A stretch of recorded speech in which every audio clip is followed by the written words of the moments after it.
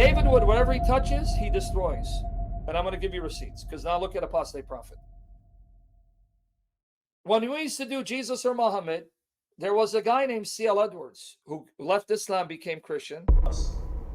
See, we have a treasure as Christians. We have a treasure that the prophets of the Old Testament, they didn't even quite understand who Jesus was. We know that the Pharisees didn't understand who Jesus was. They wouldn't have crucified him if they understood who he was. Peter even talks about the angels didn't even understand. Somehow David got in contact with him, brought him on, Jesus or Muhammad, platformed him. Shortly thereafter, he did a 180, went back to Islam, is now bashing Christianity, and he bashes David Wood. David Wood, silence.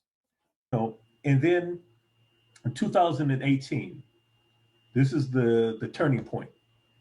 2018, at this point, I don't even have contact with David Wood and Sam Shamoun. I really wasn't speaking to these guys anymore. It's like I said, I didn't look at them as people who they didn't really practice Christianity. I didn't see them as sincere Christians. They were like, I just want to ask some type of religious business. To that, there was a young lady named Nadine, an unruly, emotionally unstable Muslim who supposedly became Christian. She came under the care of a couple, and they knew she needed discipline.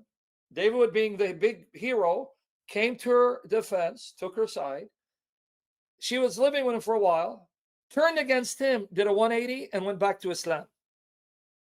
Why is it whatever this guy touches, he destroys?